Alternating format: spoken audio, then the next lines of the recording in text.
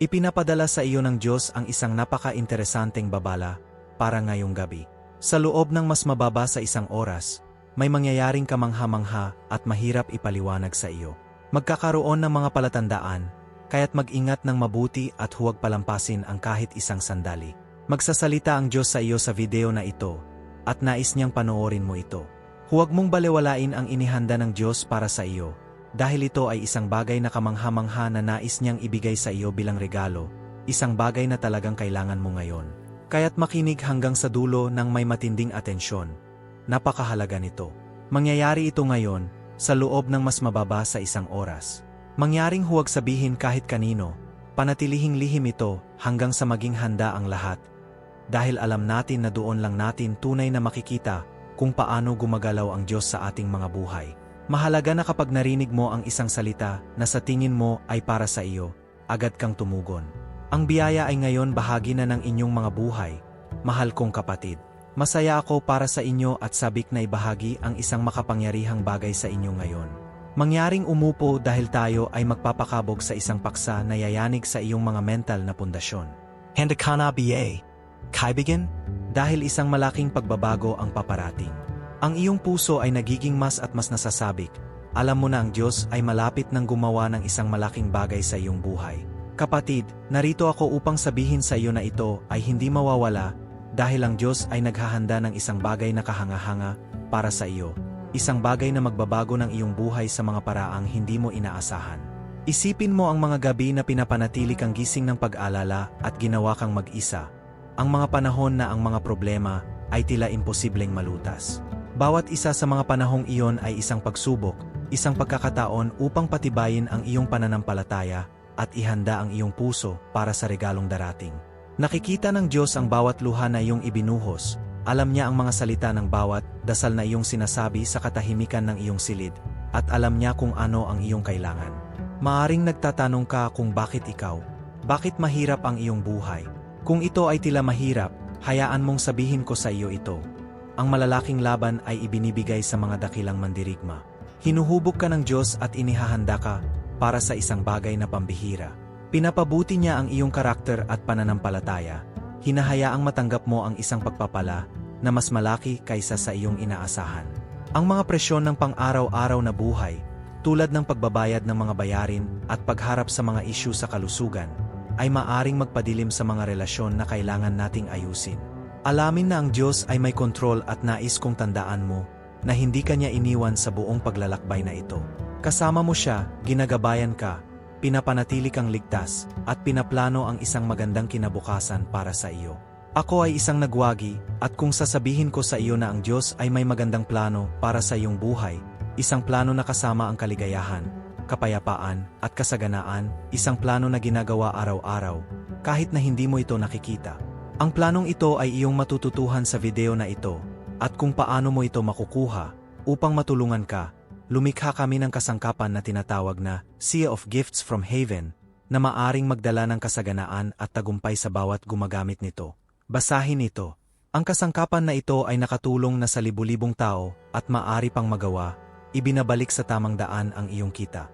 Ang kasangkapan na tinutukoy ko ay isang pambihirang transformasyon, ang pangalan ng aming pinakabagong libro.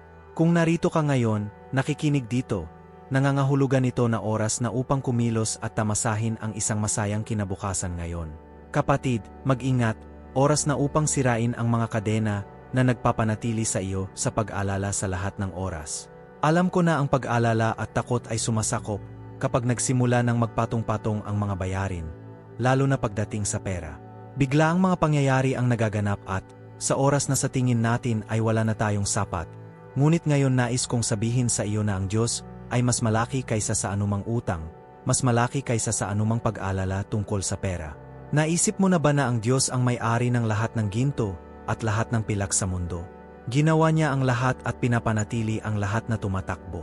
Kung inaalagaan niya ang mga ibon sa langit at mga bulaklak sa parang, gaano pa kaya ang pag-alaga niya sa iyo, ang obra maestra ng kanyang paglikha? Tanggapin ng may pasasalamat ang mga regalong paparating sa iyo. Huwag paniwalaan ang mga kasinungalingang nagsasabing iba. Kasama mo ang Diyos sa bawat hakbang ng paglalakbay na ito. Unawain ang katotohanan ito. Ang pag-alala tungkol sa pera ay tulad ng pagdadala ng mabigat na kadena na humahadlang sa atin mula sa pag-abante. Tinatanggal nito ang ating kapayapaan at nagpapaisip sa atin. Maaring hindi mo paniwalaan ang sinasabi ng Diyos, ngunit alamin na ang mga kadena na iyon ay maaring mabali. Kung ang iyong espiritu ay nakatali, nais ng Diyos na palayain ka mula sa mental na bilangguang iyon.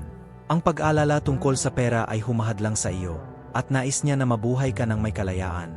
Nagtitiwala sa Kanya upang tugunan ang lahat ng iyong mga pangangailangan, gaano man ito kalaki. Magkaroon ng pananampalataya sa Kanyang katapatan, at hayaang baguhin niya ang iyong puso.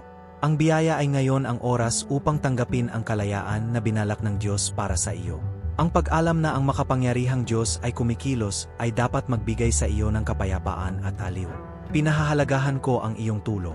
Kapag nagustuhan mo ang isang video, tinutulungan mo ang aming channel at sa hindi direktang paraan, tinutulungan mo rin ang iyong sarili. Tulungan ang ibang tao na makatanggap ng isang salita na maaring magpasaya sa kanilang araw. Maraming malulungkot na tao na nangangailangan ng mabait na salita. Ang pananampalataya ang lunas kapag nagtitiwala tayo sa Diyos. Ibinibigay natin sa Kanya ang ating mga alalahanin at naniniwala na Siya ang mag-alaga ng mga ito. Ibinibigay sa atin ang lahat ng kailangan natin. Ito ay hindi nangangahulugang hindi tayo haharap sa mahihirap na panahon. Ngunit nangangahulugang hindi tayo nag-iisa sa mga ito. Kasama natin ang Diyos. Ang pagiging stress ng lahat ng oras ay maaring magtanong sa iyo kung paano posible na mabali ang mga kadena na iyon. Sinasabi ko sa iyo, magsimula sa paggawa ng mga pagbabago sa iyong sariling isipan. Sa halip na mag-focus sa kung ano ang wala, magsimula sa pagiging pasasalamat sa kung ano ang mayroon ka. Marami ka na. Naisip mo na ba kung gaano kapangyarihan ang magsimula sa pagiging pasasalamat, kahit ano ang mayroon ka? May mangyayaring maganda na magbubukas sa iyong puso at isipan, nagliliwanag at pinapayagan ang mga regalo na dumaloy mula sa iyo sa isang natatanging paraan. Kaya, ang pagiging pasasalamat ay hindi lamang isang pakiramdam, ito rin ay isang paraan ng buhay na binabago ang lahat sa paligid mo. Magsimula tayo sa isang simpleng bagay, gumising tuwing umaga at magpasalamat sa Diyos para sa isa pang araw. Magpasalamat para sa hangin na iyong nilalanghap, para sa iyong kalusugan, iyong pamilya, iyong trabaho, at lahat ng iba pa. Maraming beses nakakaligtaan natin ito. Kapag ginawa mo ito, nakikita mo kung gaano kabuti ang Diyos sa iyong buhay. Sinasabi mo sa Kanya na Siya ang nagbibigay sa iyo, at na lahat ng mayroon ka ay nagmula sa Kanya.